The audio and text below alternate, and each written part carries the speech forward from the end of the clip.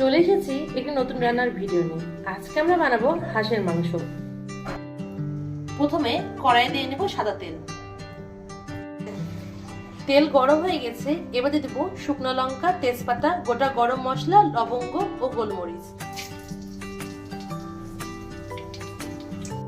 এবার আমরা পেঁয়াজ দিয়ে দেবো।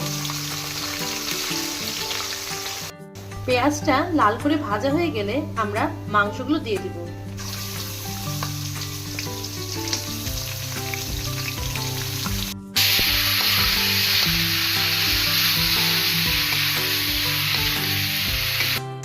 দিয়ে দিব আদা ও জিরা বাটা,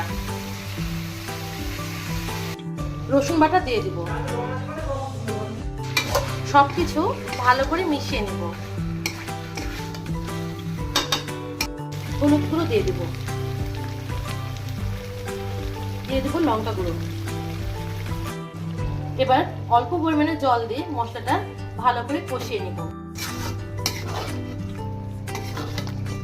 স্বাদ মতো লবণ দিয়ে দিব,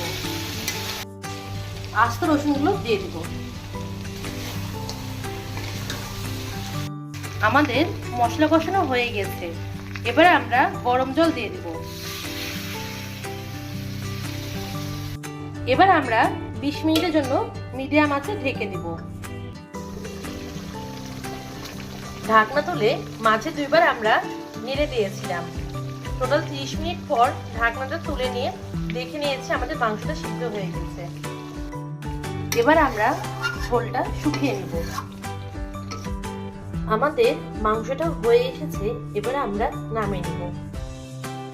এই যে রেডি হয়ে গেছে আমাদের হাঁসের মাংস।